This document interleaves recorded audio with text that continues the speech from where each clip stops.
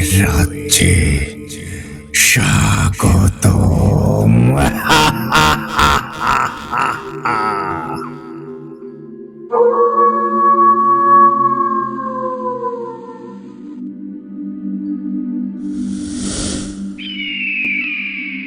ঘটনাটি আমাকে ঠিক যেইভাবে লিখে পাঠিয়েছেন, আমি চেষ্টা করছি ঠিক সেভাবেই আপনাদের মাঝে উপস্থাপন করতে।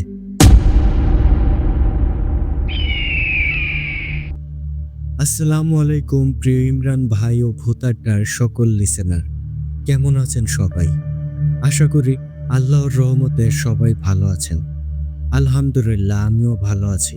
আমি মোহাম্মদ সজীব হোসেন, ভূতাড্ডার একজন অ্যাডমিন ও স্টোরি রাইটার।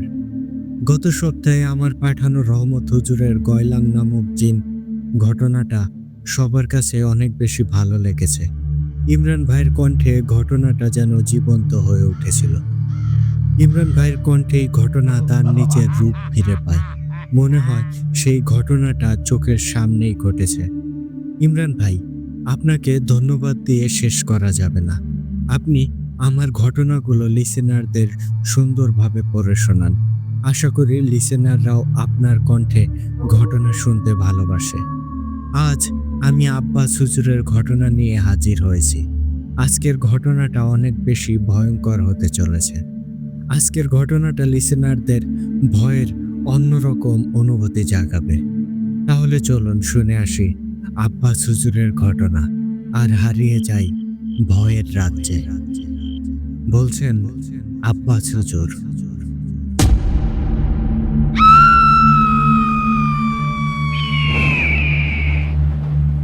আল্লাহর দয়ায় ও অশেষ রহমতে আমি সামান্য কিছু জ্ঞান অর্জন করেছি। আমি আমার এই সামান্য জ্ঞান দিয়েই মানুষের উপকার করার চেষ্টা করি। জানি না কার কতটুকু উপকার করতে পেরেছি, তবে আমি আমার সর্বোচ্চ দিয়ে চেষ্টা করি উপকার করার। আল্লাহ আমাকে অত্যাধিক কিছু জ্ঞান দান করেছেন, যার কারণে আমি অদৃশ্য জগতের কিছু বুঝতে পারি। এই অদৃশ্য জগৎ বড়ই রহস্যময়। এই রহস্য আল্লাহ ছাড়া আর কেউ জানে না। আমি চেষ্টা করি আল্লাহর দ্বীনের দাওয়াত মানুষের মাঝে পৌঁছে দিতে। তার জন্য আমি আমার কিছু কাছের মানুষজন নিয়ে বিভিন্ন জায়গায় তাবলিগে যাই। মানুষের মাঝে আল্লাহর দ্বীন প্রচার করি। আল্লাহর পবিত্র কালেমার বাণী মানুষের মাঝে পৌঁছে দেই।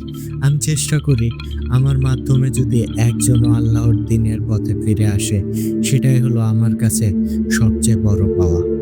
মানুষকে আল্লাহর দ্বীনের পথে ফিরিয়ে নিয়ে আসার থেকে ভালো কাজ আর কি হতে পারে? আল্লাহ আমাদের সবাইকে হেদায়েত দিক। একদিন আমি সহ 12 জন 40 দিনের জন্য তাবলিগে বেরিয়ে পড়ি। একটা মসজিদে 3 দিন করে থাকি। আমাদের 40 দিন যখন শেষ হবে, তখনই ঘটে যায় একটা মর্মান্তিক ঘটনা। আমরা শেষ যেই মসজিদে ছিলাম, সেই মসজিদটা ছিল মাটির তৈরি, আর বিশেষ করে সেই গ্রামটাও ছিল অন্যরকম। সন্ধ্যার পর কোনো মানুষকেই বাইরে দেখা যায় না। এখন সেই গ্রামের একটু বর্ণনা দেওয়া যাক। আমরা যে গ্রামে ছিলাম, সেই গ্রামের একেবারে শেষের দিকে ছিল মসজিদ। মসজিদের পর কয়েকটা বাড়িঘর আছে, তারপর থেকে মাঠ। মসজিদের পিছনে একটা বাগান, আর সেই বাগানের ভেতরে একটা পুকুর আছে। পুকুরটা পরিত্যক্ত বলাই চলে, কারণ কেউ নাকি সেই পুকুরের আশেপাশেও যায় না। আর সেই বাগানে তো মানুষ দিনের বেলাতেও যেতে ভয় পায়। মসজিদের আশেপাশে কিছু বাড়িঘর রয়েছে, তবে বাড়িগুলো একটু দূরে দূরে। আর একটা জায়গা রয়েছে, সেটা হচ্ছে এই ঘটনার মূল কেন্দ্র। জায়গাটা হচ্ছে সেই বাগানের উত্তর পাশে একটা কদম ফুলের গাছ। এই কদম ফুল গাছটার বয়স অনেক। এখন ঘটনায় যাওয়া যাক। আমরা মসজিদে 2 দিন থাকি, আর একদিন পরেই আমরা চলে যাব। আর সেদিন রাতেই ঘটে যায় রহস্যময় আর মর্মান্তিক একটা ঘটনা। আমাদের সাথে এসেছিল রফিক চাচা। বয়সে আমার থেকে অনেক বড়, আমার বাবার বয়সী। আমরা রাতে এশার নামাজ আদায় করে মুসল্লিদেরকে নিয়ে বসে আল্লাহর পবিত্র কোরআন থেকে কথা বলছিলাম। কথা শেষ করে মুসল্লিরা চলে যায়। তারপর আমরা সবাই খাওয়া দাওয়া করে যে যার মতো শুয়ে পড়ি। আমার ঘুম আসছিল না। আমি তখন উঠে অজু করে এসে তাহাজ্জুদের নামাজ আদায় করি। তারপর কিছু আমল করে আমি ঘুমিয়ে যাই। আমার ঘুম ভাঙে ফজরের আজানের কিছুটা আগে। তখন আমি সবাইকে ডাক দেই। কিন্তু আমি রফিক চাচাকে দেখতে পাই না সেখানে। আমি ভাবলাম রফিক চাচা হয়তো আমার আগেই উঠে গেছে। তাই আমি আর চিন্তা করলাম না। সবাই তখন উঠে হাত মুখ ধুয়ে অজু করে আসে। আমিও অজু করে আসি। এর মাঝেই ফজরের আজান হয়ে যায়। ফজরের নামাজ আদায় করে আবারও মুসল্লিদের সাথে কথাবার্তা বলি। সবার কাছ থেকে বিদায় নেই। কারণ সকাল হলেই আমরা চলে যাব। আমরা মসজিদের ইমাম সাহেব ও মুয়াজ্জিনের থেকেও বিদায় নিলাম। ইমাম সাহেব আর মুয়াজ্জিন অনেক আন্তরিক ছিল। কথা বলার এক পর্যায়ে একজন এসে রফিক চাচার খোঁজ করে। আমরা তখন সবাই রফিক চাচাকে খুঁজতে থাকি। মসজিদ সহ আশেপাশের বাড়িতে খোঁজ নিলাম, কিন্তু রফিক চাচাকে পাওয়া যায় না। আমরা তো চিন্তায় পড়ে গেলাম, এই রফিক চাচা কোথায় গেল? শুরু হয় রফিক চাচাকে খোঁজা। রফিক চাচার কোনো খোঁজ পাওয়া যায় না। একসময় মুয়াজ্জিন সাহেব বলে মসজিদের পেছনে বাগানে একটু খুঁজে দেখতে, কারণ হয়তো রাতের বেলায় ওয়াশরুমে যেতে গিয়ে পথ ভুলে ওই বাগানের দিকে চলে যেতে পারে। তখন মুয়াজ্জিন, ইমাম সাহেব সহ আমরা সবাই সেই বাগানে গেলাম রফিক চাচাকে খুঁজতে, কিন্তু না, সেখানেও রফিক চাচাকে খুঁজে পাওয়া গেল না। আমরা সারা বাগান ভালো করে খুঁজলাম, কিন্তু কোথাও রফিক চাচাকে খুঁজে পেলাম না। বাগানের মাঝে পুকুরও খুঁজলাম, সেখানেও নেই। আমরা সবাই তো চিন্তায় পড়ে গেলাম। কয়েকজন তো বলছে রফিক চাচা মনে হয় বাড়িতে চলে গেছে, কিন্তু আমি এটা ভাবতে পারি না, কারণ রফিক চাচা চলে গেলে কাউকে না বললেও আমাকে অবশ্যই বলবে। আমার অনেক চিন্তা হতে থাকে। ইমাম সাহেব তখন বলে বাগানের উত্তর দিকে ওই কদম গাছের কাছে গিয়ে খুঁজতে। আমরা সবাই আবারও কদম গাছের কাছে যাই। আর সেখানে যেতেই একটা ভয়ঙ্কর আর মর্মান্তিক দৃশ্য দেখতে পাই। আমরা সবাই দেখি কদম গাছের একটা উঁচু ডালে রফিক চাচার লাশ ঝুলে আছে, গলায় ফাঁস দেওয়া, লতা পাতা দিয়ে একটা রশির মতো করে বানানো, আর সেটা দিয়েই গলায় ফাঁস দেওয়া। এই দৃশ্য দেখে সবাই তো ভয়ে আতঙ্কে আটকে ওঠে। ইমাম সাহেব আর মুয়াজ্জিন দুজন দুই দিকে তাকায়। মনে হয় তারা ভীষণ ভয় পেয়ে গেছে। আর রফিক চাচা এত উঁচু ডালে কিভাবে উঠবে? এই মৃত্যু তো স্বাভাবিক মৃত্যু মনে হচ্ছে না। আমার কাছে মৃত্যুটা রহস্যময় লাগে। এর মাঝে গ্রামের মানুষ জেনে যায় কদম গাছে একজনের ফাঁস দেওয়া লাশ ঝুলে আছে। মানুষজন সে ভিড় জমায়। অনেক কষ্টে লাশটা নামানো হয়। লাশটার চোখ দুইটা খোলা, আর মুখের মধ্য থেকে অনেকখানি জিহ্বা বের হয়ে এসেছে। চোখ মুখ কেমন ফ্যাকাশে হয়ে গেছে। আমার বুঝতে বাকি থাকে না এটা স্বাভাবিক মৃত্যু না। রফিক চাচার লাশটা মসজিদের বারান্দায় রাখা হয়। গ্রামের প্রধান আসে রফিক চাচাকে দেখতে। তিনি জিজ্ঞেস করে কিভাবে কি হলো, কিন্তু সেটা তো আর আমরা জানি না তার সাথে কি হয়েছে। তবে একটা জিনিস খেয়াল করলাম, গ্রামের মুরব্বী মানুষগুলো নিজেদের মাঝে কানাঘষা করে কিসব যেন বলছে। আমি সেসব কথায় গুরুত্ব দিলাম না। গ্রামের প্রধান আবুল হোসেন আমাদের সান্ত্বনা দেয়। তিনি নিজ দায়িত্বে লাশ বাড়িতে পৌঁছে দেবে বলে জানায়। আমার সাথে যারা ছিল তারা রফিক চাচার এমন মৃত্যুতে অনেক ভয় পায়। আমি নিজেও চিন্তায় পড়ে যাই। রফিক চাচার পরিবারকে কি জবাব দেব? এর মাঝে ইমাম সাহেব আমার কাছে আসে। তিনিও আমাকে সান্ত্বনা দেন। আমি নীরব হয়ে সবকিছু শুনছিলাম। এদিকে রফিক চাচার লাশটা বাড়িতে পাঠানোর ব্যবস্থা করা হয়। তখন গ্রামের এক মুরব্বী, দেখতে অনেকটা পাগলের মতো, তিনি এসেই হইচই শুরু করে দেয়। এলোমেলো সব কথাবার্তা বলতে থাকে। তিনি বলেন, সে ফিরে এসেছে রে, সে ফিরে এসেছে, সে আবার ফিরে এসেছে। আবারও মৃত্যুর মিছিল শুরু হবে, আর ওকে আটকানো যাবে না। সবাই পালা, পালা এখান থেকে। কেউ আর বাঁচবি না, কেউ আর বাঁচবি না, পালা। এই কথাগুলো বলেই সেই পাগল গোছের মুরব্বীটা চলে যায়। তার এসব কথা শোনা মাত্র সেখানে উপস্থিত মানুষের মধ্যে একটা আতঙ্ক ছড়িয়ে পড়ে। উপস্থিত বয়স্ক লোকগুলো কানা ঘষা শুরু করে। আমি তখন ইমাম সাহেবের কাছে যাই। ইমাম সাহেব নিজেও কেমন আতঙ্কগ্রস্ত হয়ে যায়। আমি ইমাম সাহেবকে বলি, হুজুর, ওই পাগলটা কি বলে গেল? আর তার কথা শুনে মানুষগুলো কি বলাবলি করছে? আসলে কাহিনীটা কি? আমাকে একটু বলবেন? রফিক চাচার মৃত্যু কিন্তু আমার কাছে স্বাভাবিক মনে হচ্ছে না। আর এই মৃত্যুর পেছনে নিশ্চয়ই অদৃশ্য শক্তির হাত আছে। আমার কথা শুনে ইমাম সাহেব ভীত হয়ে যায়। তার চোখে মুখে ভয় আর আতঙ্ক দেখা যাচ্ছে। ইমাম সাহেব তখন আমাকে বলে, বাবা, তুমি আমার ছেলের বয়সী। তোমার কাছে কিভাবে বলবো এসব কথা? তবে আমি মনে করি তোমাকে এই কথাগুলো বলা দরকার।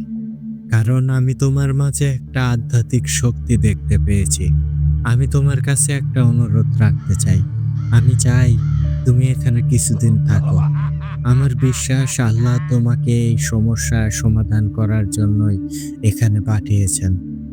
আমরা লাশটা পাঠানোর ব্যবস্থা করছি। তুমি বাদে সবাই লাশের সাথে চলে যাক। আমি ইমাম সাহেবের কথা শুনে অবাক হয়ে যাই। নিশ্চয়ই বড় ধরনের কারণ এর পিছনে আছে। আমাকে সবকিছু জানতে হবে। আমি থাকতে রাজি হয়ে যাই। লাশের সাথে সবাইকে চলে যেতে বলি। আমি কয়েকদিন পরে যাব বলে তাদের জানাই। আর রফিক চাচার পরিবারকে সান্ত্বনা দিতে বলি। আমি বাড়ি গিয়ে রফিক চাচার পরিবারকে সবকিছু জানাবো। রফিক চাচার লাশ নিয়ে বাড়ির উদ্দেশ্যে রওনা দেয় সবাই। ইমাম সাহেব আমাকে ঈশার নামাজ পড়ে তার সাথে দেখা করতে বলে। ইমাম সাহেব আমাকে মসজিদে থাকার জায়গা করে দেয়, এমনকি খাওয়া দাওয়ারও ব্যবস্থা করে দেয়। রাতে ঈশার নামাজ আদায় করে আমি মসজিদে বসে থাকি। সব মুসল্লি চলে গেলে ইমাম সাহেব আমার পাশে এসে বসেন।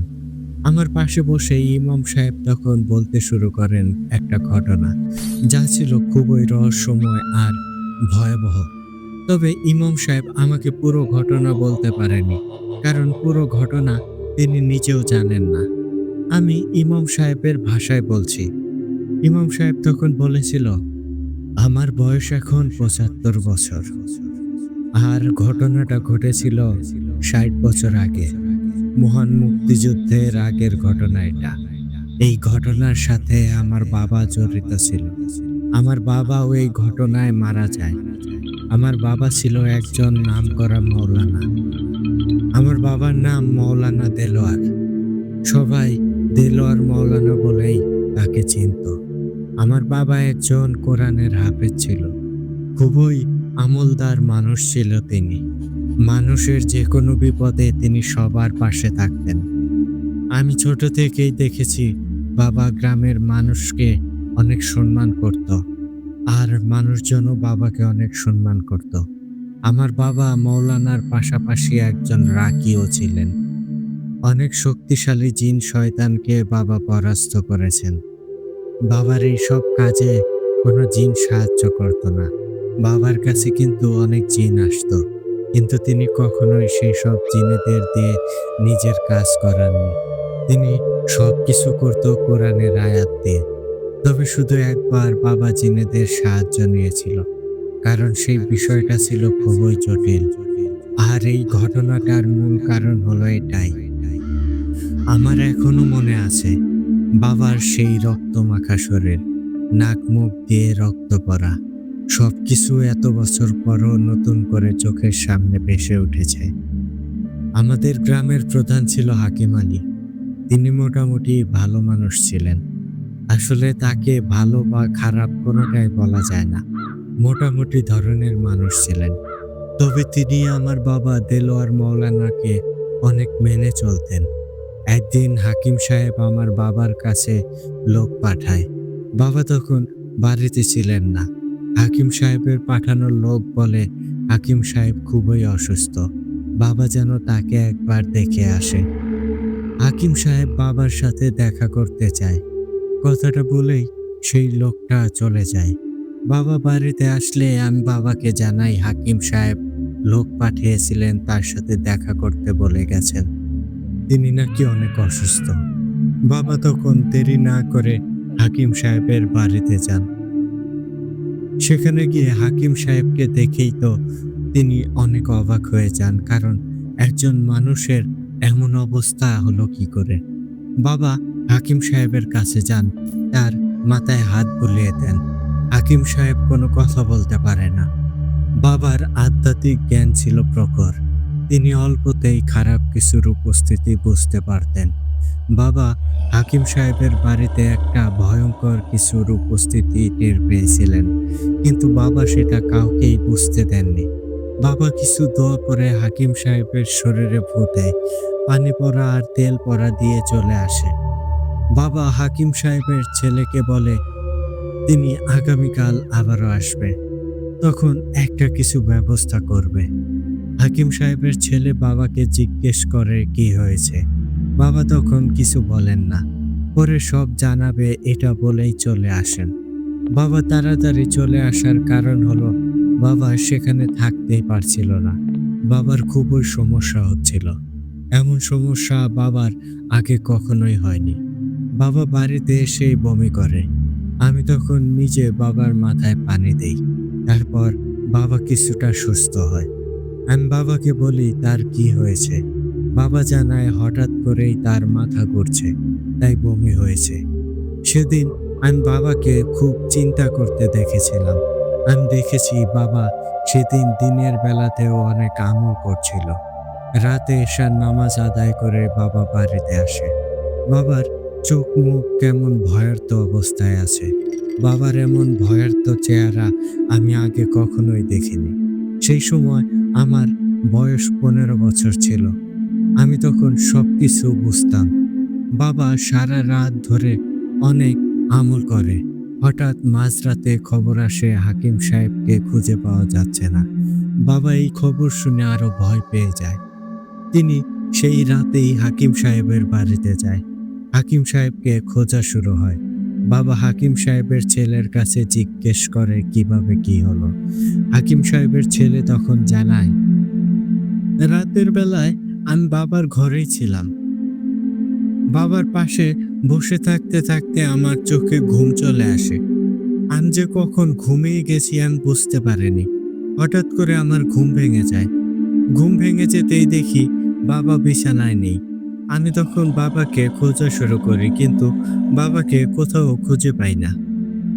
তখন আপনার কাছে খবর পাঠাই, আপনি কিছু একটা করুন। বাবা হাকিম সাহেবের ছেলের কথা শুনে চিন্তা করতে থাকে। রাতের বেলায় গ্রামের মানুষ জেনে যায় হাকিম সাহেবকে খুঁজে পাওয়া যাচ্ছে না। গ্রামের সবাই তখন হাকিম সাহেবকে খুঁজতে শুরু করে।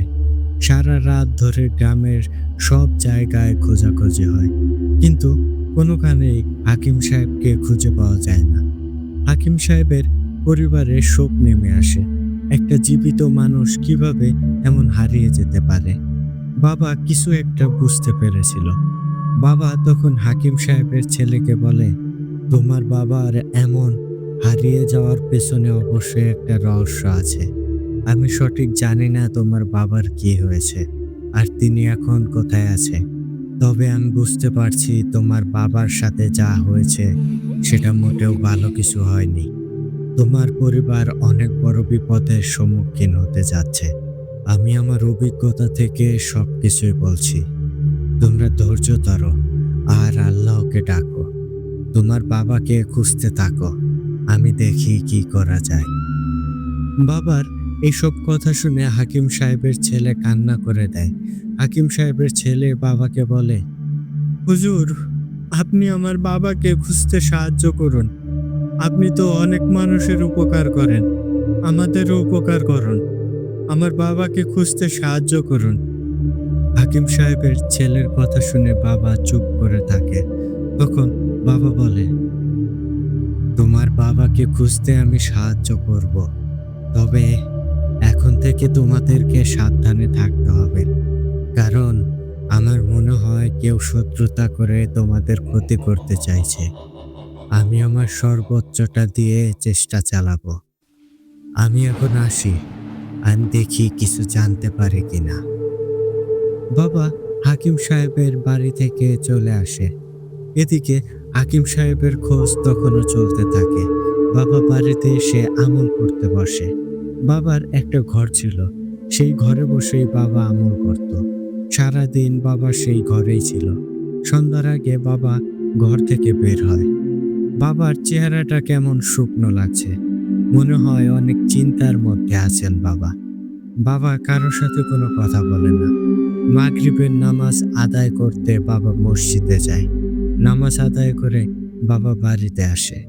বাড়িতে এসে আবারও আমল করতে বসে যায়। এশার নামাজের সময় বাবা ঘর থেকে বের হয়। এশার নামাজ বাবা বাড়িতেই আদায় করে। নামাজ আদায় করে বাবা আমাকে তার আমল করার ঘরের দিকে নিয়ে যায়। বাবা কিছু সময় চুপ করে থেকে তারপর আমাকে বলে, শোনো, আমি তোমাকে কিছু কথা বলতে চাই। আমার এই কথা তুমি তোমার মা বা কাউকেই বলবে না। তুমি আমার একমাত্র সন্তান। আমি চাই তুমি অনেক বড় হও, একজন ভালো আল্লাহওয়ালা মানুষ হও, মানুষের বিপদে সব সময় পাশে থাকবে, আর সব পরিস্থিতিতে আল্লাহর উপর ভরসা রাখবে। আল্লাহ ছাড়া কারো কাছে কখনো মাথা নত করবে না। আমি এক কঠিন পরীক্ষার সম্মুখীন হয়েছি। হয়তো আল্লাহ আমাকে পরীক্ষা করছেন। আমাকে একটা শক্তিশালী শয়তান জিনের সাথে লড়াই করতে হবে। এই লড়াইয়ে আমার মৃত্যুর সম্ভাবনাই বেশি।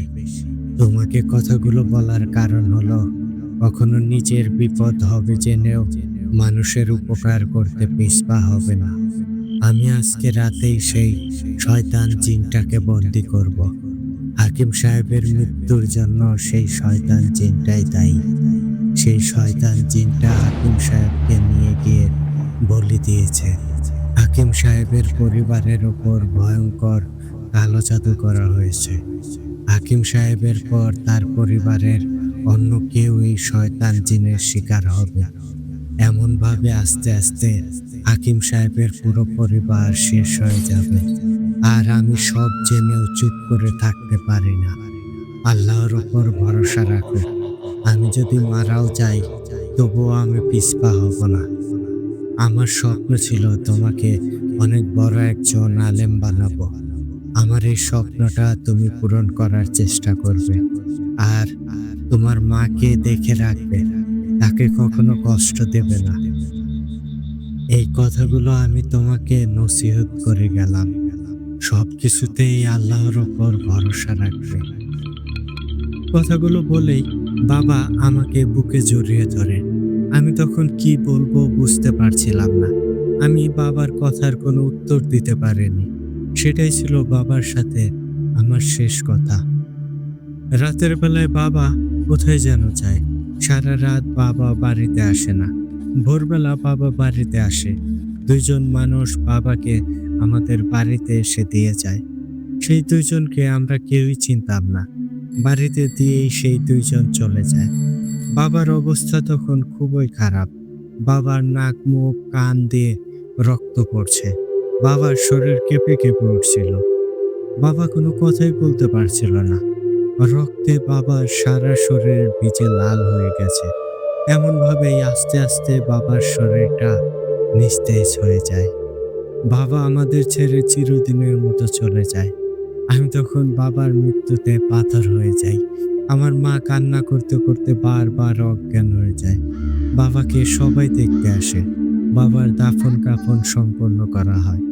আমি শোকে যেন পাথর হয়ে গিয়েছিলাম। নির্বাক হয়ে বাবার লাশের দিকে তাকিয়েছিলাম। আমার চোখে তখন পানিও আসে না। আমার ভেতর থেকে অনেক কান্না আসে, কিন্তু আমি কান্না করতে পারি না। মাকে সান্ত্বনা দেওয়ার ভাষাটুকুও যেন হারিয়ে ফেলি। এমনভাবেই এক সপ্তাহ কেটে যায়। হাকিম সাহেবকে খুঁজে পাওয়া যায়নি। আর বাবা কিভাবে মারা গেছে সেটাও কেউ জানে না। আস্তে আস্তে দিন যেতে থাকে। আমরা শোক কিছুটা কাটিয়ে উঠি। এমনভাবে 1 মাস কেটে যায়। এক রাতে আমি তাহাজ্জুদের নামাজ আদায় করার জন্য উঠি। বাবা মারা যাওয়ার পর থেকে আমি বাবার সেই আমল করার ঘরেই থাকতাম। আমি অজু করে ঘরে আসি।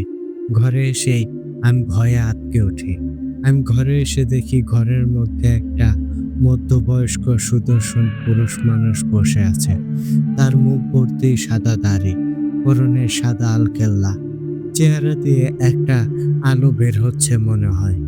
আমাকে দেখেই তিনি সালাম দেয়। আমি তো ভয়ে চিৎকার করব এমন অবস্থা।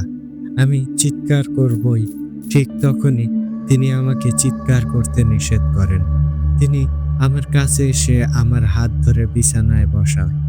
তিনি যখন আমার হাতটা ধরে তখন আমার মনে হলো কোনো গরম কিছু আমার হাত স্পর্শ করেছে। আমি ভয়ে ভয়ে তার পাশে বসি। তখন আমি বুঝতে পারি তিনি মানুষ না। কারণ আমি বাবার কাছে জিন জাতি সম্পর্কে অনেক কিছুই জেনেছি। আমি বুঝতে পারি তিনি একজন জিন। এটা মনে হতেই আমার ভয় যেন আরো অনেক গুণ বেড়ে যায়।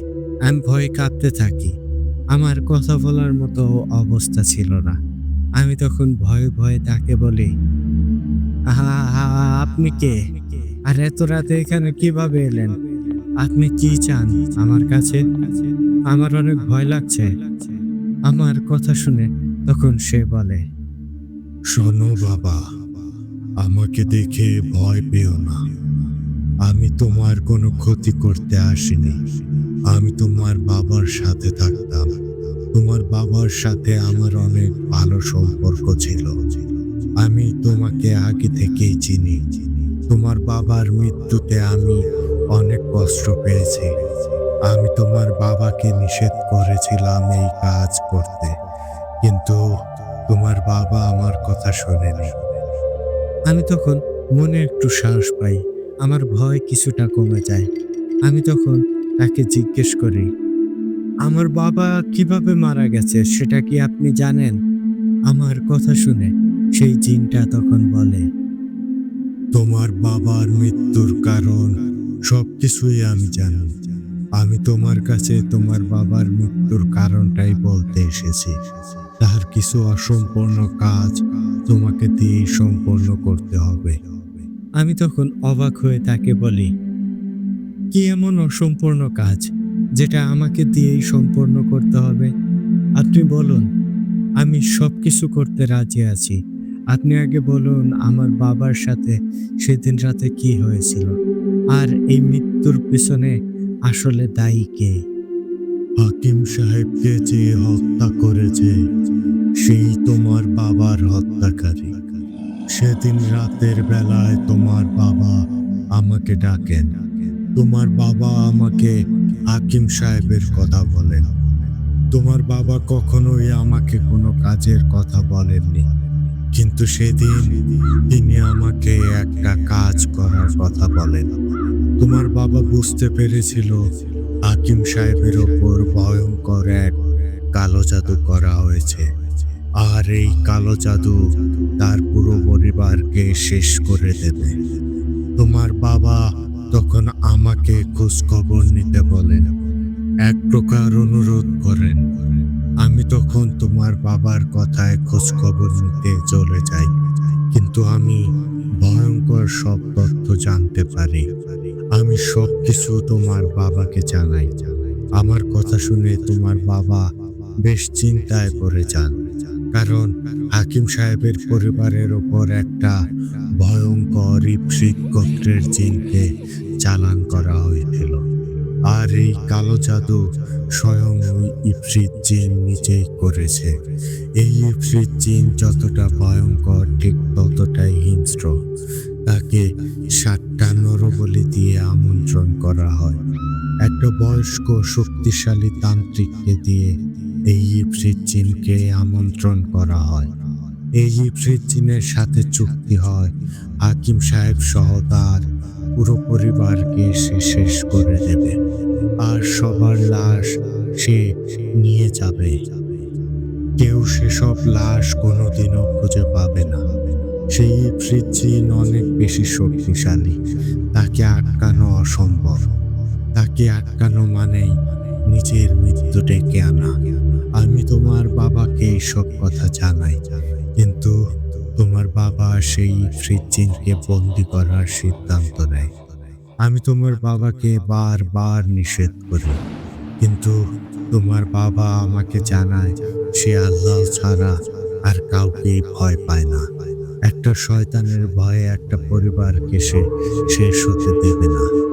আমি তোমার বাবাকে বলেছিলাম আমি তাকে এই কাজে কোনো সাহায্য করতে পারবো না, কারণ সেই ইফরিত জিনের কাছে আমার শক্তি অতি নগণ্য। তার সামনে আমি কিছুই না। আমি 1 সেকেন্ডও টিকতে পারবো না। সেই ইফরিত জিন ছিল সরাসরি লুসিফারের অনুসারী। ইফরিত গোত্রে তাকে লুসিফারের পুত্রও বলা হয়। আল্লাহ তোমার বাবাকে অনেক অলৌকিক জ্ঞান দান করেছিলেন। তিনি তার সিদ্ধান্তে অটল থাকেন। তিনি আমাকে পবিত্র জমজমের পানি জোগাড় করে দিতে বলেন। আমি তোমার বাবাকে জমজমের পানি জোগাড় করে দিই। তোমার বাবা মসজিদের পেছনে বাগানের ওই পুকুরটা বেছে নেয়, কারণ সেই জায়গাটা ছিল নিরিবিলি, মানুষজন সেখানে যায় না। তোমার বাবা সকল প্রস্তুতি নিয়ে গভীর রাতে সেই পুকুরের কাছে যায়। পুকুরের এক কোণায় তোমার বাবা বসে পড়ে। আমি তখন তোমার বাবার সাথেই ছিলাম। তোমার বাবা প্রথমে 2 রাকাত নফল নামাজ আদায় করে। নামাজের মধ্যে অনেক সময় ধরে সিজদাতে পড়ে থাকে। নামাজ শেষ করে তোমার বাবা কাজ শুরু করে। তোমার বাবা এমন একটা আমল জানতো যেটা করলে যে কোনো শক্তিশালী শয়তান জিন হাজির হতে বাধ্য। তোমার বাবা কাজ শুরু করার আগে আমাকে চলে যেতে বলে। আমি তোমার বাবার সাথে থাকতে চাই, কিন্তু তিনি আমাকে থাকতে নিষেধ করেন। আমি বাধ্য হয়ে চলে যাই, তবে আমি বেশি দূরে যাই না। আমি একটা নির্দিষ্ট দূরত্ব বজায় রেখে সেখানেই থাকি। তোমার বাবা সেই ইফরিত জিনকে হাজির করার জন্য আমল করতে থাকে। তোমার বাবাকে বেশি সময় অপেক্ষা করতে হয়নি। হঠাৎ করে আকাশটা কালো মেঘে ঢেকে যায়। আকাশে বজ্রপাত শুরু হয়। চারদিক থেকে ভয়ঙ্কর হুঙ্কার ভেসে আসে। পুকুরের পানিতে ঢেউ শুরু হয়ে যায়। বাগানটা ভয়ঙ্কর হুঙ্কারে কেঁপে কেঁপে ওঠে। আমি দূর থেকেই সব দেখছিলাম। তোমার বাবার চোখ বন্ধ করেই আমল করে যাচ্ছে। হঠাৎ একটা আগুনের গোলা এসে পুকুরের মধ্যে পড়ে। তারপর সেই আগুনের গোলাটা একটা ভয়ঙ্কর প্রাণের রূপ ধারণ করে। তার পুরো শরীর আগুনের মতো লাল, মাথায় 2 পাশে 2টা শিং। মুখ বলতে কিছু নেই। মুখের পুরোটা জায়গা জুড়ে ছোট ছোট অসংখ্য চোখ। চোখগুলো থেকে লাভার মতো আগুন বের হচ্ছে। চারপাশটা লাল আলোয় ভরে যায়। ওদিকে পুকুরের পানি সহ যেন লাল হয়ে যায়। তখন সেই ভয়ঙ্কর ইফরিত জিনটা ভয়ঙ্কর কণ্ঠে তোমার বাবাকে বলে, এই ইনসানের বাচ্চা, তোর সাহস কি করে হলো আমাকে ডাকার? আমাকে ডাকা মানে স্বয়ং মৃত্যুকে ডেকে আনা। তুই নিজের মৃত্যুকে নিচে ডেকে এনেছিস। এবার তোকে মরতে হবে। তোমার বাবা এত সময় চোখ বন্ধ করেই ছিল। তোমার বাবা তখন চোখ খুলে তাকায়। তোমার বাবা এক পলক ইফরিত জিনটাকে দেখে আবারও চোখ বন্ধ করে ফেলে। তোমার বাবা তখন সেই ইফরিত জিনটিকে উদ্দেশ্য করে বলে, শয়তান, তুই কে আমাকে মৃত্যু দেওয়ার? আমাকে মৃত্যু দেবে আমার আল্লাহ। শুধু আমাকে না, তোকেও মৃত্যু দেওয়ার মালিক আমার আল্লাহ। তুই নিজেকে যতই শক্তিশালী আর ভয়ঙ্কর ভাবিস না কেন, আমি তোকে সামান্যতম ভয় পাই না। আমি ভয় পাই আমার আল্লাহকে। আমার আল্লাহ চাইলে আমাকে মৃত্যু দেবে। তোর মতো শয়তান শুধু মানুষকে ধোঁকাই দিতে পারে, আর কিছু না। তোমার বাবার কথা শুনে ইফরিত জিনটা ভীষণ রকম রেগে যায় আর বলতে থাকে, তুই আমাকে অপমান করছিস। তোর মৃত্যু অনেক ভয়াবহ হবে। তুই যাদের বাঁচাতে চাস তাদের কাউকেই তুই বাঁচাতে পারবি না। হাকিম সাহেবকে তো আমি আমার প্রভুর নামেই বলি দিয়েছি। এখন তোকে নিয়ে কি আমার প্রভুর নামে বলি দেব? এই কথা বলেই ইফরিত জিন আস্তে আস্তে তোমার বাবার দিকে এগিয়ে আসে। আমি তখন বুঝতে পারি তোমার বাবা বিপদে পড়ে যাবে, তাই আমি তোমার বাবার কাছে যেতে চাই, কিন্তু আমি তোমার বাবার কাছে যেতে পারছিলাম না। তোমার বাবা একটা বন্ধনী দিয়ে রেখেছিল, যার মধ্যে কোনো জিন ঢুকতে পারবে না আর বেরো হতে পারবে না। ইফরিত জিনটা ভয়ঙ্কর ভাবে গর্জন আর হুঙ্কার দিতে থাকে। তার সেই গর্জনে যেন আকাশ বাতাস ভারী হয়ে যাচ্ছিল। তোমার বাবা চোখ বন্ধ করে দোয়া পড়তে থাকে। এক পর্যায়ে তোমার বাবা চোখ খুলে তাকায়, তারপর জমজমের পানিতে 3 বার ফু দেয় আর সেই পানিটা পুকুরে ছুঁড়ে মারে। সাথে সাথে ইফরিত জিনটা ভয়ঙ্কর আর্তনাদ করতে থাকে। তোমার বাবা তখন নিজের ডান হাতের 7 আঙ্গুল কেটে 1 ফোঁটা রক্ত সেই পানিতে ফেলে দেয়। তখন জিনটা আরো ভয়ঙ্কর ভাবে গর্জন করে। ইফরিত জিনটা সেখান থেকে পালিয়ে যেতে চায়, কিন্তু পারে না। তোমার বাবা দোয়া পড়তেই থাকে। একটা সময় ইফরিত জিনটা দুর্বল হয়ে পড়ে আর আস্তে আস্তে পানির নিচে চলে যায়। সবকিছু আবারও স্বাভাবিক হয়ে যায়।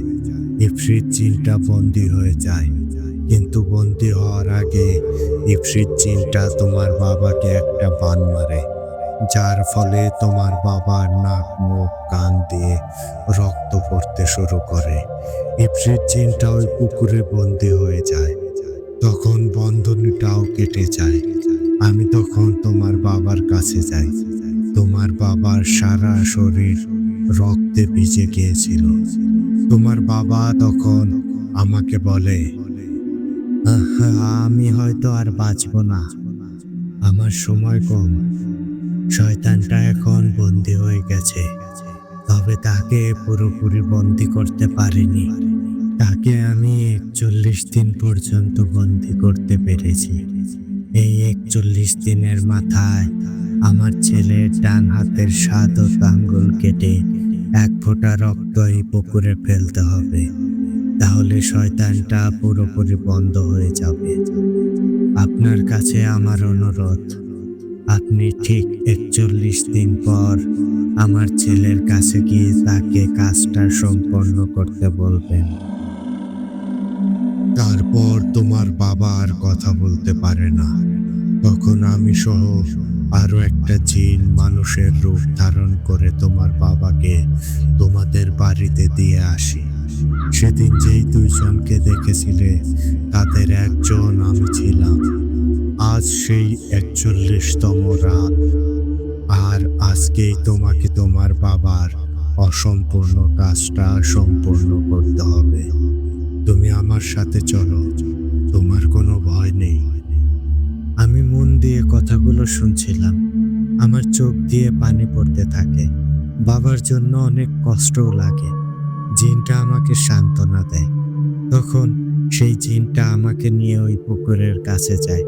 গভীর রাত হওয়ায় আমার খুব ভয় করছিল, কিন্তু বাবার কথা মনে হতেই আমি সাহস ফিরে পাই।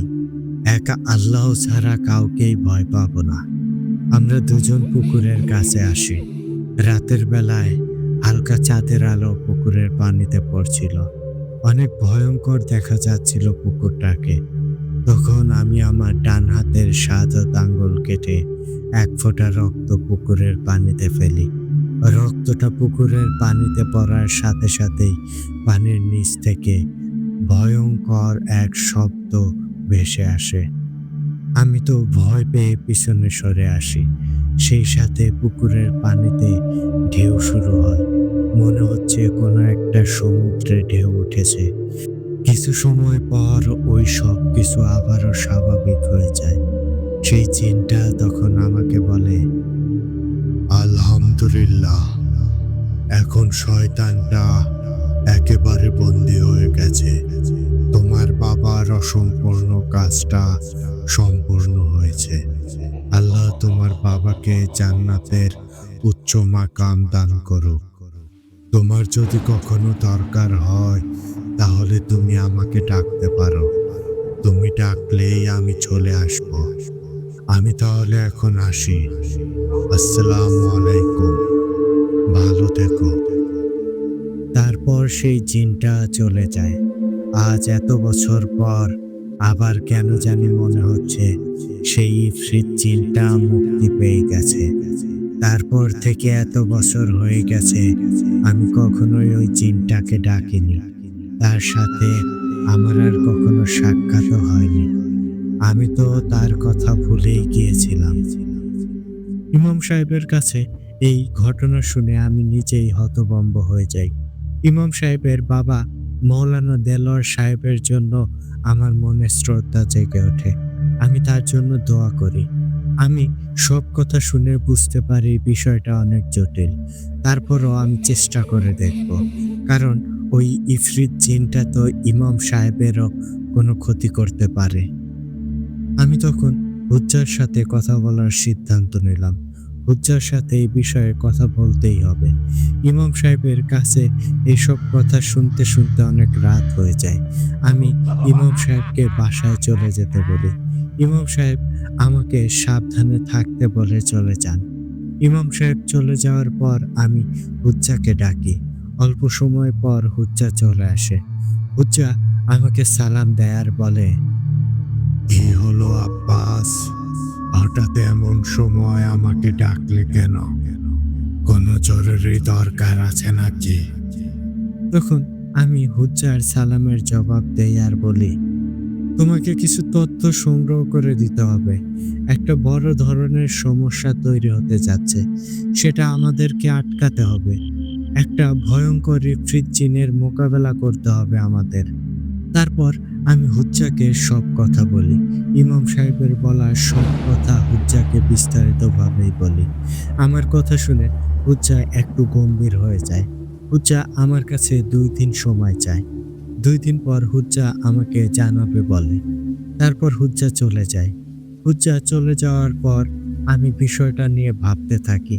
আস্তে আস্তে রাত বাড়তে থাকে। আমি তাহাজ্জুদের নামাজ আদায় করার জন্য দাঁড়িয়ে যাই। গভীর রাতে আমি তাহাজ্জুদের নামাজ আদায় করি।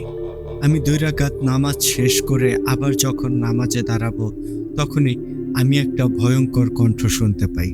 কণ্ঠটা আমাকে উদ্দেশ্য করে ডাকছে। আমার শির দ্বারা বেয়ে একটা ঠান্ডা স্রোত বয়ে যায়। আমি নামাজ ছেড়ে দিয়ে পিছনে ঘুরে তাকাই। আমি তখন মসজিদেই ছিলাম। আমি আস্তে আস্তে ধীর পায়ে মসজিদের বারান্দায় আসি। বারান্দায় আসতেই আমি ভয়ঙ্কর একটা দৃশ্য দেখি, যা দেখে আমার কলিজাটা কেঁপে ওঠে। হঠাৎ আমার মাথা ব্যথা শুরু হয়।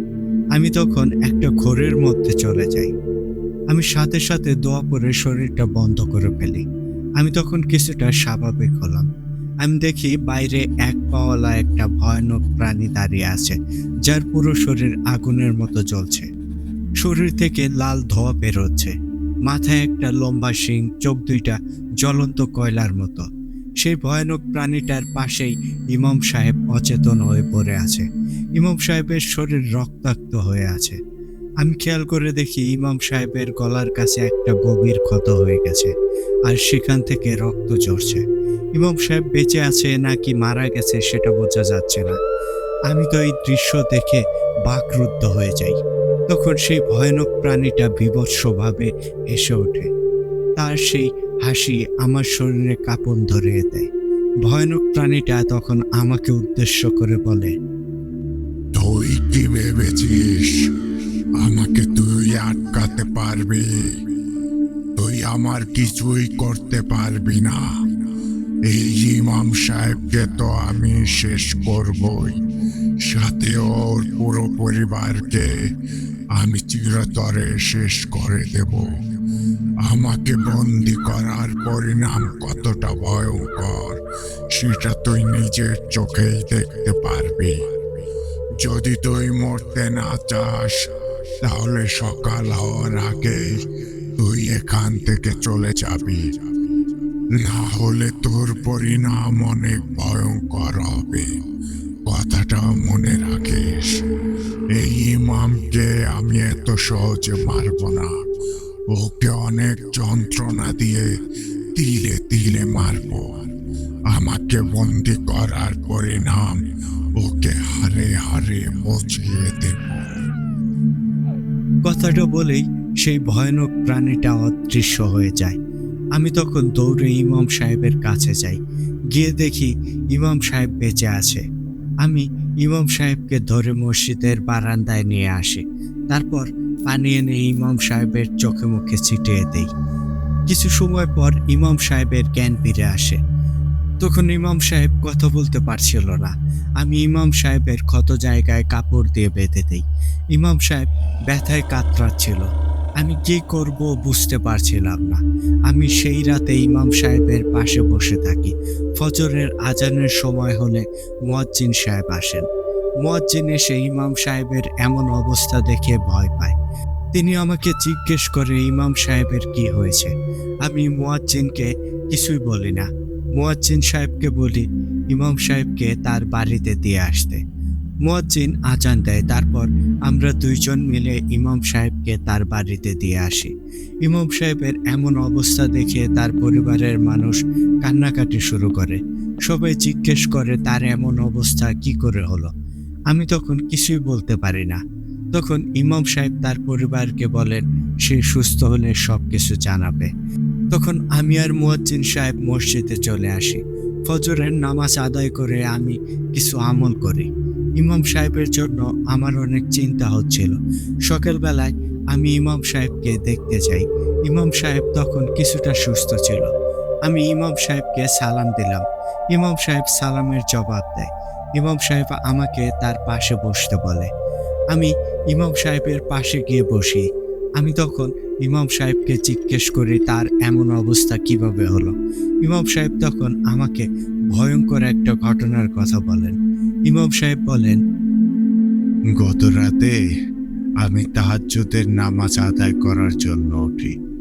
আমি অজু করার জন্য বাইরে বের হই। আমি অজু করছিলাম, হঠাৎ করে বাড়ির উঠানে কিছু একটা পড়ার শব্দ হলো। আমি তো চমকে উঠি। আমি উঠানের দিকে তাকিয়ে দেখি উঠানের মাঝে একটা আগুনের গোলা জল জল করছে। আমি তো ভীষণ ভয় পেয়ে যাই এই দৃশ্য দেখে। আমি তখন দোয়া কালাম পড়তে শুরু করি। আমি আমার শরীর নাড়াতে পারছিলাম না।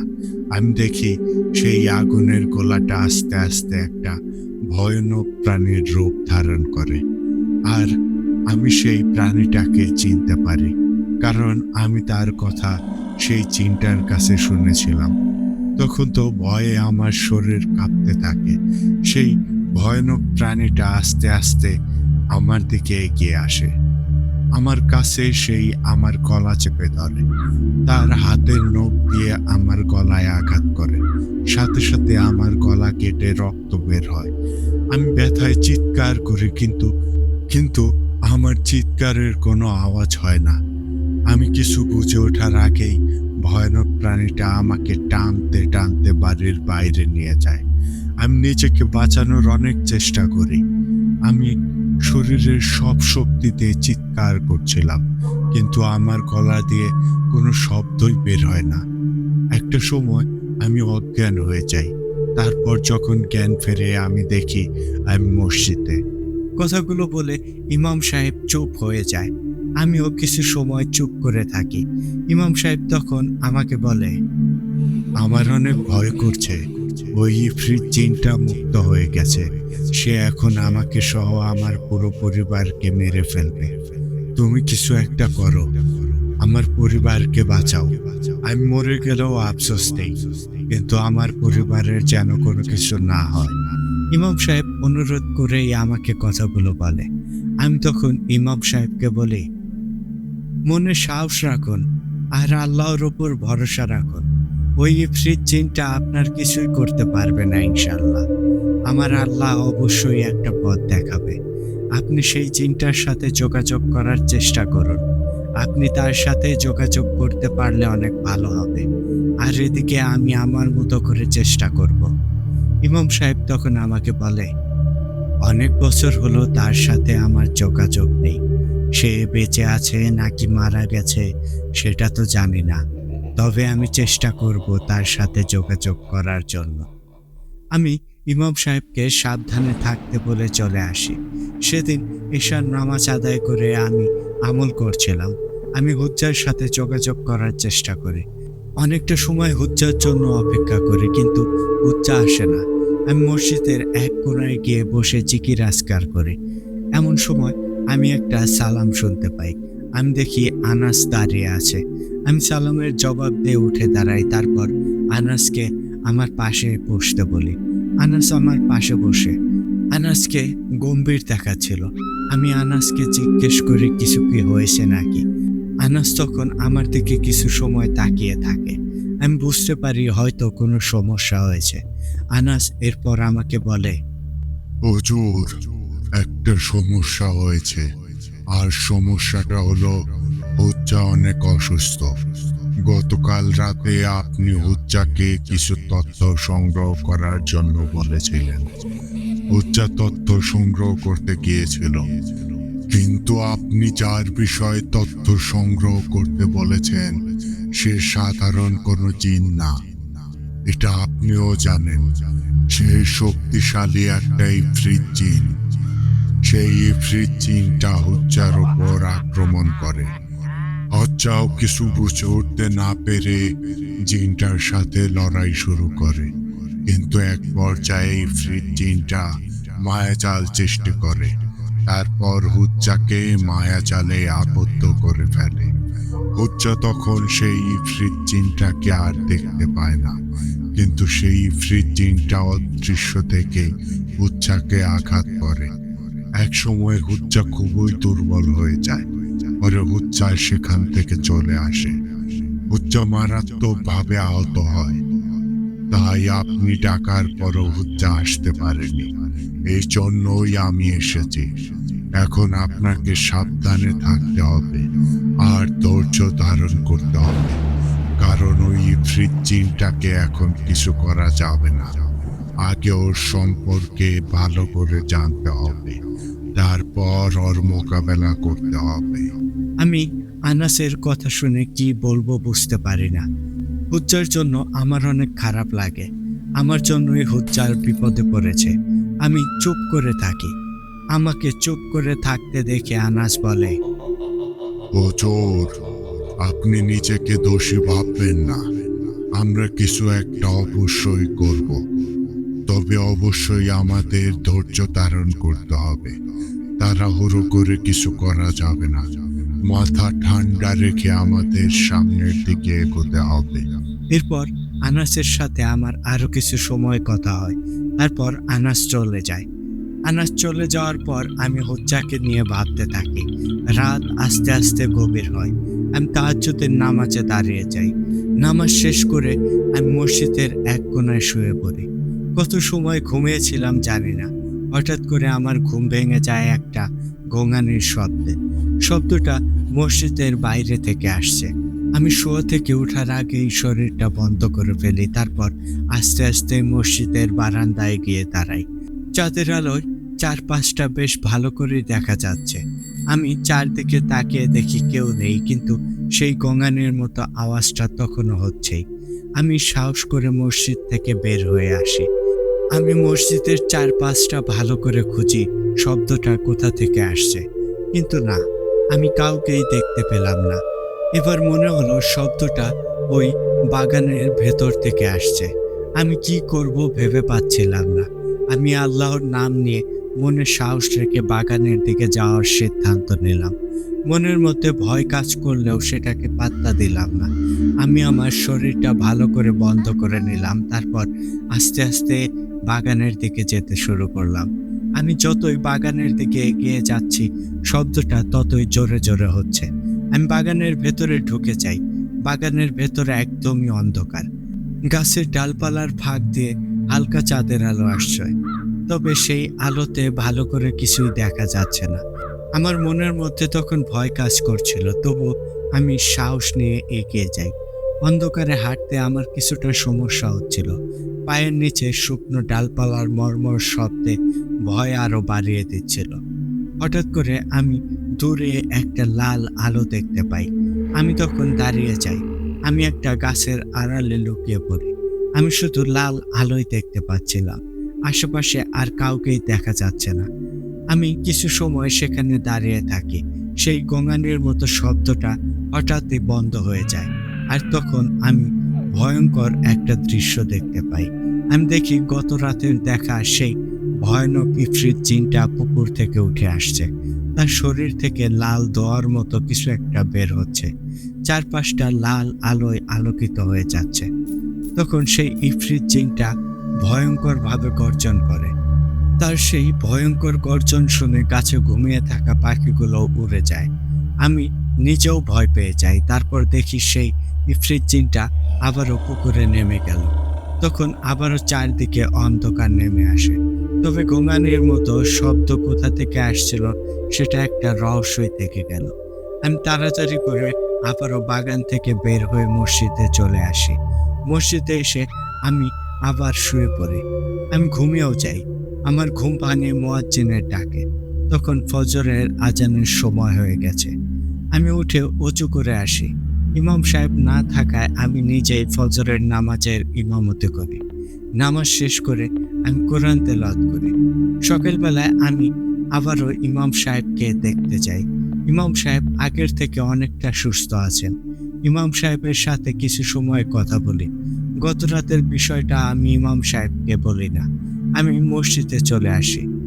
আমার মনের মধ্যে একটা কৌতূহল জাগে। আমি দিনের বেলায় বাগানের মধ্যে ওই পুকুরের কাছে যাওয়ার সিদ্ধান্ত নিলাম। আমি বাগান পেরিয়ে সেই পুকুরের কাছেও গেলাম। চারদিকটা বেশ শুনশান। আমি এক দৃষ্টিতে পুকুরের পানিতে তাকিয়ে থাকি। জায়গাটা আসলেই ভয় পাওয়ার মতো। কোনো মানুষজন নেই। অবাক করা বিষয় হলো কোনো পাখির ডাকও শোনা যাচ্ছে না। আমি পুকুরের পানির দিকে অনেকটা সময় তাকিয়ে থাকি। চারপাশটা ভালো করে খেয়াল করে দেখলাম, কিন্তু না, কিছুই বুঝতে পারছি না।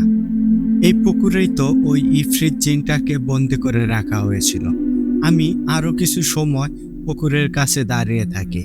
আমি যখন চলে আসবো তখন হঠাৎ ঘটে যায় একটা ঘটনা। আমি দেখি পুকুরের পানিতে আস্তে আস্তে ঢেউ তৈরি হচ্ছে। পুকুরের মাঝখান থেকে ঢেউটা তৈরি হয়ে সারা পুকুরে ছড়িয়ে যাচ্ছে।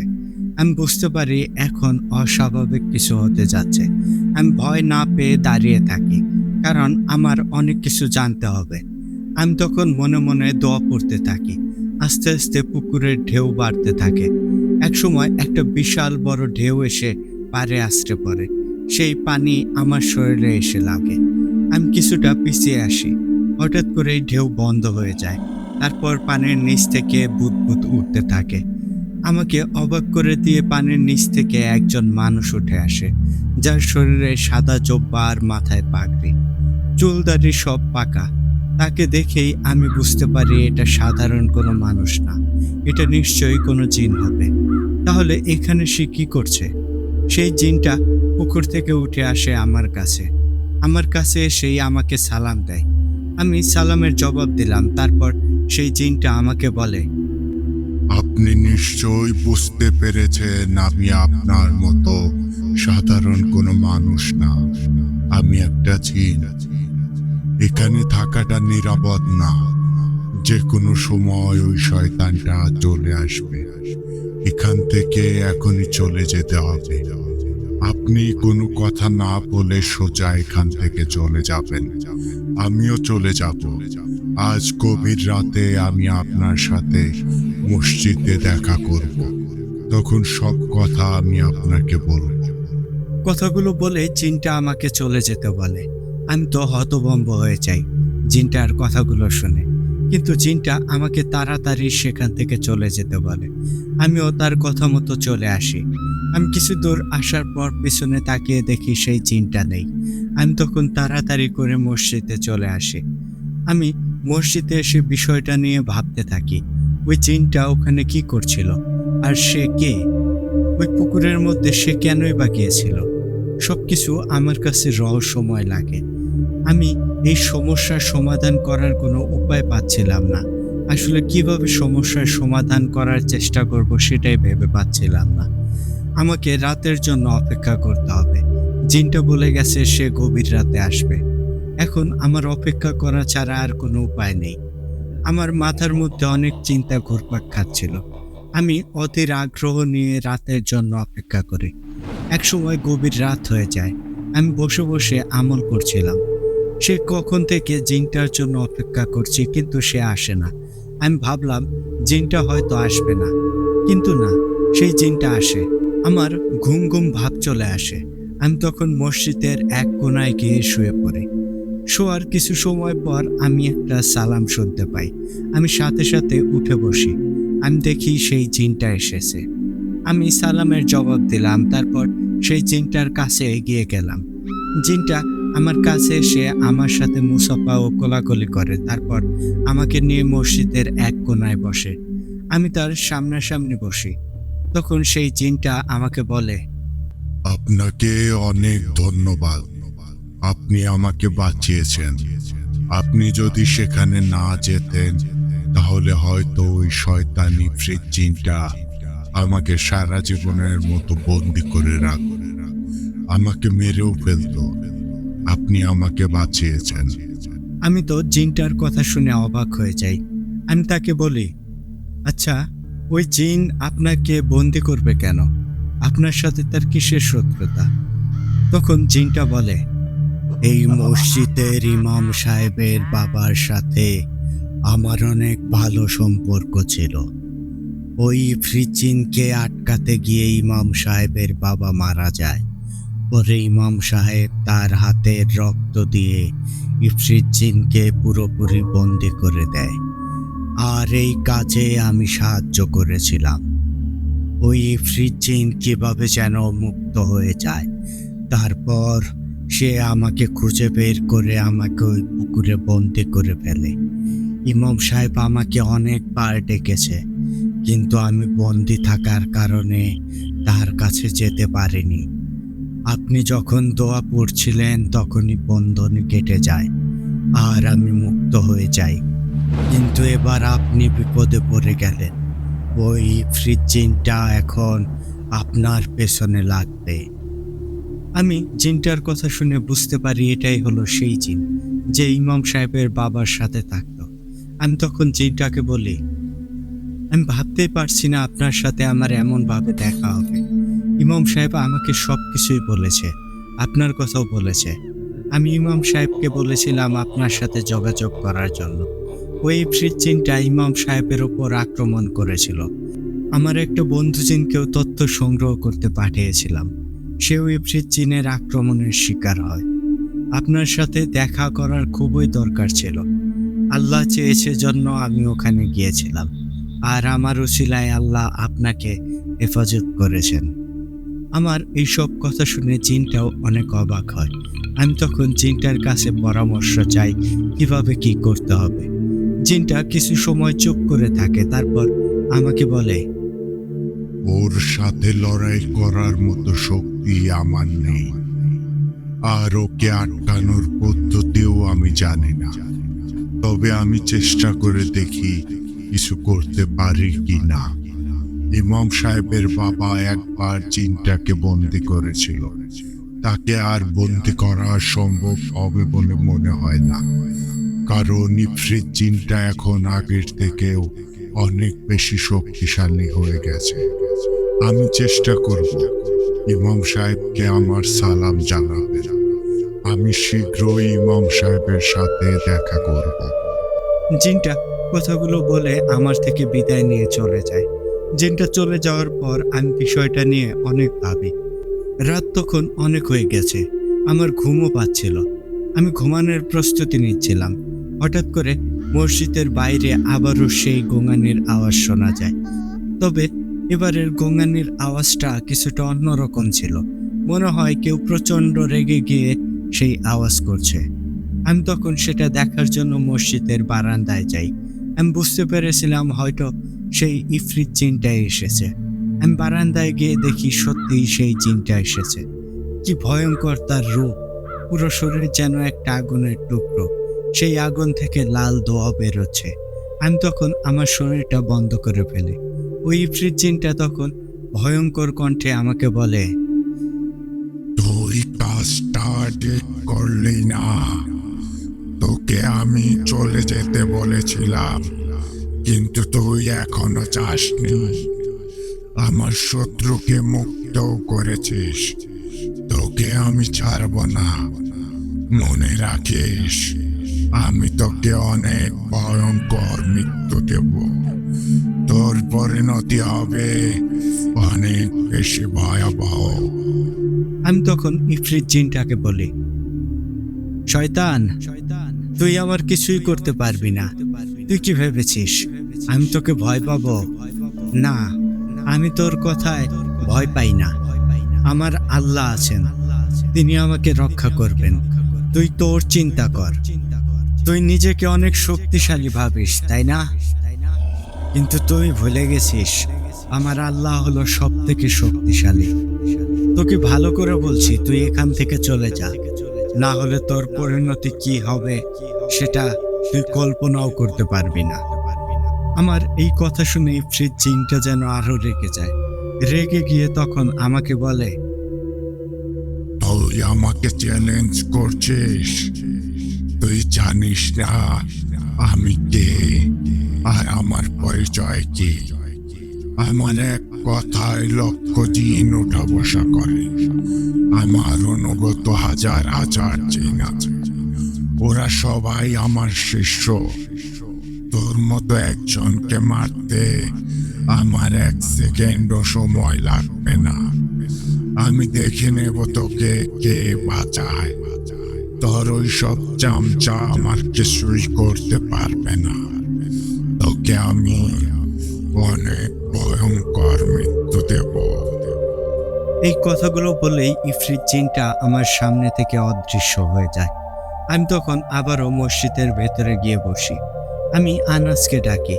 আনাস সাথে সাথে চলেও আসে। আনাস এসে আমাকে সালাম দেয়। আমি সালামের জবাব দেই। তারপর আমি আনাসকে বলি, আমি বড় হুজুরের সাথে দেখা করতে চাই। বড় হুজুরকে গিয়ে আমার সালাম জানাবে, আর তাকে বলবে তার সাথে আমার গুরুত্বপূর্ণ কথা আছে। খুব তাড়াতাড়ি যেন বড় হুজুর আমার সাথে দেখা করে। আনাস তখন আমাকে বলে, বড় হুজুর সবকিছুই জানেন। তিনি নিজেই আপনার সাথে দেখা করতে চেয়েছেন। আগামীকাল রাতেই বড় হুজুর আপনার সাথে দেখা করবে। আর আপনি কাল সকালে ইমাম সাহেবের বাড়িতে গিয়ে তার বাড়িটা বন্ধ করে দিয়ে আসবেন। ইমাম সাহেবকে বলবেন সন্ধ্যার পর তারা কেউ যেন বাইরে বের না। এই সমস্যা সমাধান না হওয়া পর্যন্ত ইমাম সাহেবের মৃত্যুর ঝুঁকি রয়েছে। ইনশাআল্লাহ খুব তাড়াতাড়ি এই সমস্যার সমাধান হয়ে যাবে। আর আপনি নিজেও সাবধানে থাকবেন। আমি তাহলে এখন আসি। আসসালামু আলাইকুম। আনাস চলে যাওয়ার পর সেই রাতে আমি আর ঘুমাইনি। ফজরের নামাজ আদায় করেই আমি ইমাম সাহেবের বাড়িতে যাই। এত সকালে আমাকে দেখে ইমাম সাহেব কিছুটা অবাক হন। আমাকে জিজ্ঞেস করে কোনো সমস্যা হয়েছে নাকি। আমি তখন ইমাম সাহেবকে বলি, কোনো সমস্যা হয়নি, তবে আপনার পরিবারের সুরক্ষার জন্য বাড়িটা বন্ধ করে দিতে আসলাম। একটা খুশির খবরও আছে। আপনার বাবার সাথে থাকা সেই জিনটার সাথে আমার দেখা ও কথাও হয়েছে। ইফরিত জিন তাকে বন্দি করে রেখেছিল ওই পুকুরে। জিনটা আপনাকে সালাম জানিয়েছেন। সে খুব তাড়াতাড়ি আপনার সাথে দেখা করবে। আর একটা কথা, আপনারা কেউ সন্ধ্যার পর বাড়ির বাইরে বের হবেন না। বাড়ির বাইরে যা কিছু হোক, রাতের বেলায় কেউ বের হবেন না। ইফরিত জিনটা আপনার পরিবারের ক্ষতি করার জন্য তৈরি হয়ে আছে। সুযোগ পেলেই বড় ধরনের ক্ষতি করতে পারে। আমি বাড়িটা আপাতত বন্ধ করে দিয়ে যাচ্ছি। বাড়ি বন্ধ থাকলে সে আর বাড়ির ভেতরে আসতে পারবে না। আমার কথাগুলো শুনে ইমাম সাহেবের মুখটা শুকিয়ে যায়। তিনি ভয় পেয়ে গেছেন বোঝা যাচ্ছে। তবে তার বাবার সাথে থাকা জিনটার সাথে আমার দেখা হয়েছে, এটা শুনে সে খুশি হয়। ইমাম সাহেব আমাকে বলে, আমি সাবধানে থাকব, আর আমি আপনার সাথে থাকতে চাই। ওই শয়তান ইফরিত জিনটার সাথে আমি আবারও দেখা করতে চাই। আমার বাবার মৃত্যুর জন্য ওই দায়ী। ওকে আমি ছাড়ব না। আমি আপনার সাথে থেকে আপনাকে সাহায্য করতে চাই। আমি তখন ইমাম সাহেবকে বলি, আপনাকে দরকার পড়লে আমি নিচে থেকেই ডাকবো। আপনি বিশ্রাম নিন। দরকার হলে আমি আপনার কাছেই আসব। তারপর ইমাম সাহেবের সাথে আরো কিছু কথা বলে আমি চলে আসি। তখন বেলা 11টার মতো বাজে। আমি মসজিদে বসে আমল করছিলাম।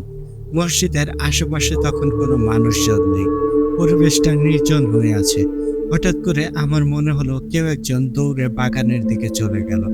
আমি তখন সাথে সাথে বাইরে এসে দেখি একটা মেয়ে দৌড়ে বাগানের দিকে যাচ্ছে। আমি তখন মেয়েটার পিছনে পিছনে দৌড় দিই। মেয়েটা বাগানের ভেতরে চলে যায়। আমি মেয়েটাকে আর খুঁজে পাই না। আমি তখন মেয়েটাকে খুঁজতে থাকি, কিন্তু মেয়েটা কোথায় গেল বুঝতে পারি না। আমি পুকুরের কাছে গিয়েও মেয়েটাকে খুঁজি। পুকুর পাড়ে কিছু সময় দাঁড়িয়ে থাকি। মেয়েটা তো পুকুরেও নামেনি, কারণ পুকুরে নামলে বোঝা যেত। আমার তখন মনে হলো ওই কদম গাছের দিকে গেছে মনে হয়। আমি দেরি না করে সেই দিকে চলে যাই। আমাকে অবশ্য আর বেশি দেরি করতে হয়নি। কদম গাছের কাছে যেতেই দেখি গাছের উঁচু ডালে মেয়েটার লাশ চলে আসে। আমি হতভম্ব হয়ে দাঁড়িয়ে থাকি। এটা কি হয়ে গেল? এত অল্প সময়ের মধ্যে ঘটনাটা ঘটে গেল। মেয়েটা গাছের অত উঁচু ডালে কিভাবে উঠল? আমার কাছে বিষয়টা অস্বাভাবিক লাগে। আমি বুঝে যাই মেয়েটাকে ইফরিত জিনটাই হয়তো হত্যা করেছে। তখনই আমার চোখে আরেকটা দৃশ্য পড়ে।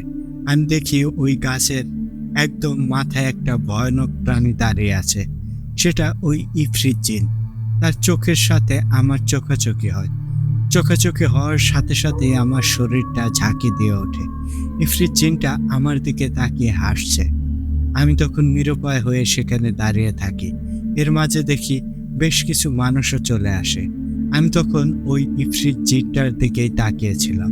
হঠাৎ একজন আমার শরীরে হাত দেয়, সাথে সাথে আবার আমার শরীরটা ঝাঁকি দেয়। আমি একটা ঘরের মধ্যে চলে গিয়েছিলাম।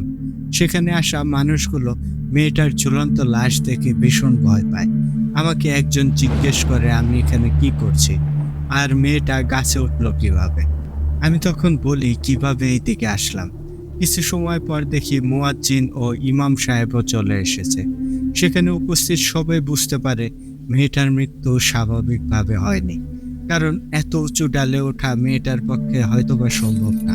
সবাইকে অবাক করে দিয়ে হঠাৎ করে লাশটা মাটিতে পড়ে যায়। তখন দেখা যায় মেয়েটার নাক মুখ দিয়ে রক্ত বের হচ্ছে। মেয়েটার গলায় 3টা আঙুলের ছাপ স্পষ্টই দেখা যাচ্ছে। বোঝা যাচ্ছে কেউ গলা টিপে মেয়েটাকে হত্যা করেছে। মেয়েটার পরিবারের মানুষজন এসে কান্নাকাটি শুরু করে দেয়। আমি নিজেও অনেক কষ্ট পাই মেয়েটার মৃত্যুতে। তখন আমি মনে মনে ভাবি, আর না, এখন কিছু করতেই হবে, না হলে আরো নিরীহ মানুষের প্রাণ চলে যেতে পারে। সেদিন রাতে আমি বড় হুজুরের জন্য অপেক্ষা করি। আমি বসে বসে জিকির আজকার করছিলাম। হঠাৎ করে পুরো মসজিদটা একটা সুন্দর সুঘ্রাণে ভরে যায়। মসজিদের ভেতরটা শীতল হয়ে যায়। আমি বুঝতে পারি বড় হুজুর এসেছে। আমি উঠে দাঁড়িয়ে দেখি বড় হুজুর, সুলতান আর আনাস এসেছে।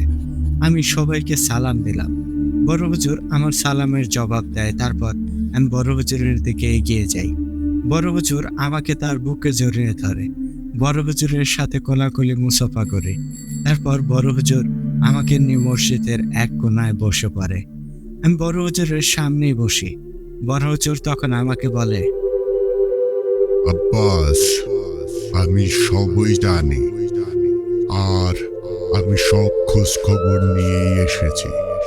ওই ইফরিত জিনটা কালো জাদুতে অনেক বেশি পারদর্শী, আর ও অনেক শক্তিশালী আর হিংস্র। তবে চিন্তা করো না, ওকে আমরা বন্দি করব, আর এই কাজ তোমাকেই করতে হবে। আমরা তোমাকে এই কাজে সাহায্য করব। কাজটা অনেক কঠিন হবে, কারণ ইফরিত জিনটা এখন ওই পুকুরে তার আস্তানা গেড়েছে। পুকুরের 4-5টা সে শক্তিশালী মন্ত্র দিয়ে বন্ধ করে রেখেছে। আমরা সেখানে সহজে যেতে পারবো না। আগে তোমাকে ওই মন্ত্র কাটাতে হবে, তারপর আমরা সেখানে যেতে পারবো। আমি তোমাকে জমজমের পানি আর একটা দোয়া শিখিয়ে দেব।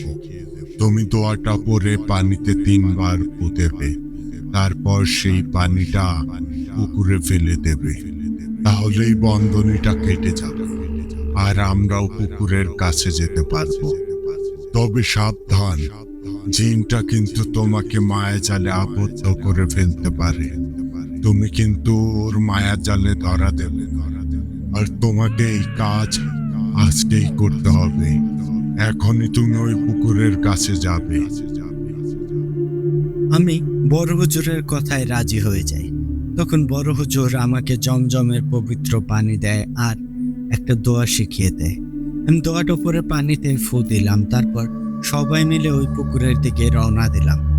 কিছু দূর যাওয়ার পর বড় হুজুর আমাকে বলে, আব্বাস, আমরা আর সামনে যেতে পারবো না। এখন তোমাকে একাই যেতে হবে। তুমি তোমার শরীরটা ভালো করে বন্ধ করে নাও, আর মনে রেখো, ইফরিত জিন তোমাকে নানাভাবে ধোঁকা দেওয়ার চেষ্টা করবে। তুমি তোমার মতো করে কাজ করে যাবে। আমি তখন আস্তে আস্তে পুকুরের দিকে এগিয়ে যাই। পুকুরের কাছে যেতেই বুঝতে পারি পুকুরে কেউ একজন আছে। মনে হচ্ছে কেউ একজন পুকুরে ডুবে যাচ্ছে। হঠাৎ করে সে আমার নাম ধরে চিৎকার করে ওঠে। আমি বুঝতে পারি এটা ইমাম সাহেবের গলা। আমি তো অবাক হয়ে যাই, ইমাম সাহেব এখানে এত রাতে কিভাবে আসলো, আর তিনি পুকুরে নামলই বা কিভাবে? ইমাম সাহেব চিৎকার করে তাকে বাঁচানোর জন্য বলে। আমি তখন কিছু না ভেবে পুকুরে নেমে পড়ি।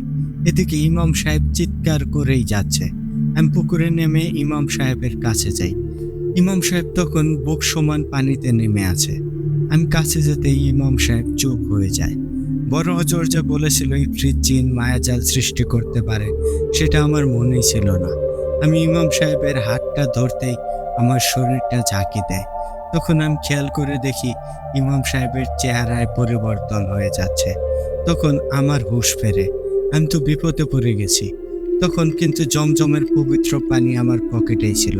আমি বুঝতে পারি ইফরিত জিনটা আমাকে মায়াজালে আবদ্ধ করে ফেলেছে। ইফরিত জিনটা তখন ভয়ঙ্কর রূপ ধারণ করে। আমি দেখি পুকুরের পানি রক্তের মতো লাল হয়ে যাচ্ছে। ইফরিত জিনটা তখন ভয়ঙ্করভাবে হাসতে থাকে আর আমাকে উদ্দেশ্য করে বলে, এখন তোকে কে বাঁচাবে? তোকে বাঁচানোর মতো কেউ নাই। এখন তোকে মরতে হবে, আর তোকে আমি অনেক যন্ত্রণা দিয়ে তিলে তিলে মারব। তোকে আমি আমার প্রভুর নামে বলি দেব।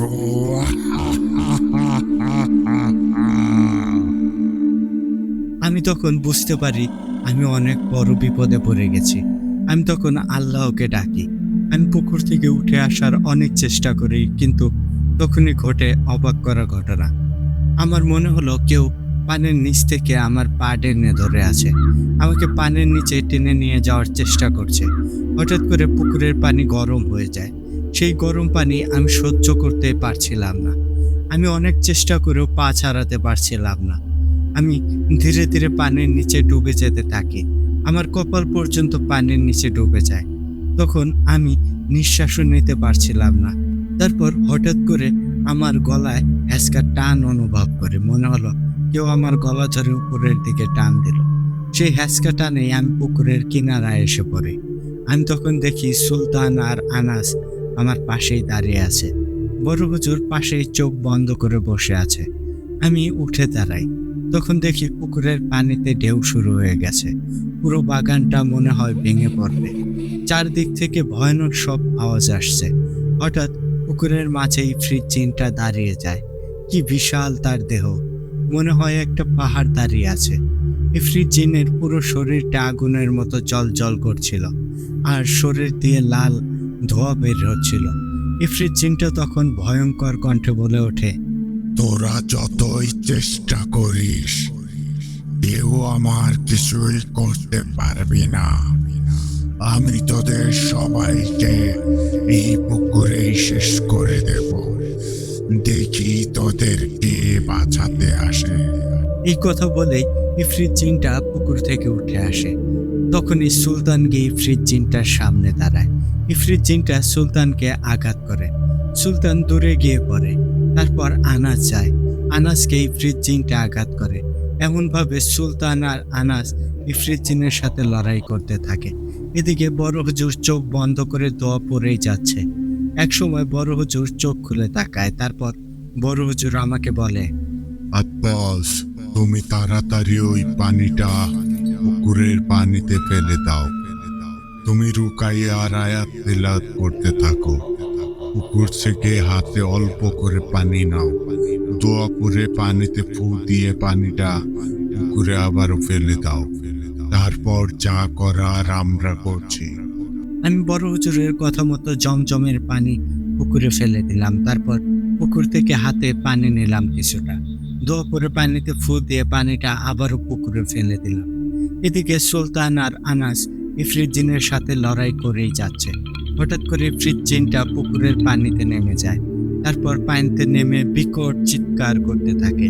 আমি খেয়াল করে দেখি পুকুরের পানি থেকে ধোঁয়া উঠছে, সেই সাথে ইফরিত জিনটা বিকট ভাবে চিৎকার করছে। তখন সুলতান গিয়ে ইফরিত জিনটাকে আঘাত করে।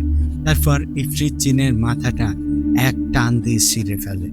ইফরিত জিনটা গগন বিদায়ী একটা চিৎকার করে ওঠে, তারপর ধীরে ধীরে পানির নিচে ডুবে যায়।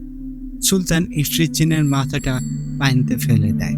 আস্তে আস্তে সবকিছু যেন আবারও স্বাভাবিক হয়ে যায়। বড় হুজুর তখন বলে, আলহামদুলিল্লাহ, সমস্যার সমাধান হয়ে গেছে। আব্বাস, তোমাকে বলেছিলাম সাবধানে থাকতে। ইফরিত জিনটা মায়াজাল সৃষ্টি করে। তোমাকে পুকুরের পানিতে সে মায়াজাল সৃষ্টি করেই নামিয়েছিল। আমরা অনেক চেষ্টা করে মন্ত্র দেওয়া বন্ধনীটা নষ্ট করি, তারপর তোমাকে সেখান থেকে নিয়ে আসি। আল্লাহর কাছে হাজার হাজার শুকরিয়া, তোমার কিছু হয়নি, আর ভয়ের কিছু নেই। ইফরিত জিনটা শেষ হয়ে গেছে, ও জাহান্নামে চলে গেছে, আর তুমি কালই বিদায় নিয়ে এখান থেকে চলে যাবে। এখানে তোমার থাকার আর প্রয়োজন নেই। আশা করি আর কোনো সমস্যা হবে না। আমরা এখন তাহলে আসি, আবার পরে তোমার সাথে দেখা হবে। আসসালামু আলাইকুম। বড় হুজুর, সুলতান আর আনাস চলে যায়। আমিও মসজিদে চলে আসি। আমি মসজিদে এসে আকাশের দিকে তাকিয়ে আল্লাহর শুকরিয়া আদায় করি। আমি মাটিতে সিজদায় পড়ে যাই। সিজদাতে পড়ে আল্লাহর শুকরিয়া আদায় করি, তিনি আমাকে মৃত্যুর হাত থেকে বাঁচিয়েছেন। আমি বড় হুজুর, সুলতান, আনাস সহ সবার জন্যই দোয়া করি। ইমাম সাহেবের বাবার জন্য মন থেকে অনেক দোয়া করি। পরদিন সকালবেলায় আমি ইমাম সাহেবের বাড়িতে যাই। ইমাম সাহেবকে সবকিছু বলি। ইমাম সাহেব সবকিছু শুনে অনেক খুশি হয়। ইমাম সাহেব সবার জন্যই দোয়া করেন। ইমাম সাহেবকে বলে আসি আর কোনো সমস্যা হবে না ইনশাআল্লাহ। তারপর আমি বাড়িতে চলে আসি। বাড়ি আসার পর আমি রফিক চাচার বাড়িতে যাই। রফিক চাচার পরিবারের সবাইকে সব ঘটনা বলি। রফিক চাচার মৃত্যুর কারণটাও বলি। এর বেশ কিছুদিন পর ইমাম সাহেবের বাবার সাথে থাকা জিনটা আমার সাথে দেখা করতে আসে। এরপর থেকে মাঝে মাঝে ওই জিনটা আমার সাথে দেখা করতে আসতো। তো ইমরান ভাই, এই ছিল আজকের ঘটনা। আশা করি ঘটনাটা সবার কাছে অনেক ভালো লাগবে। আগামী সপ্তাহে আবারও নতুন কোনো ঘটনা নিয়ে হাজির হব ইনশাআল্লাহ। ইমরান ভাই, আপনার জন্য মন থেকে দোয়া ও ভালোবাসা রইল। আমাদের সকল লিসেনারদের জন্য অনেক অনেক ভালোবাসা রইল। সবাই ভালো থাকবেন, সুস্থ থাকবেন, আর ভোটারটার সাথেই থাকবেন। আসসালামু আলাইকুম। আমি মোহাম্মদ সজিব হোসাইন।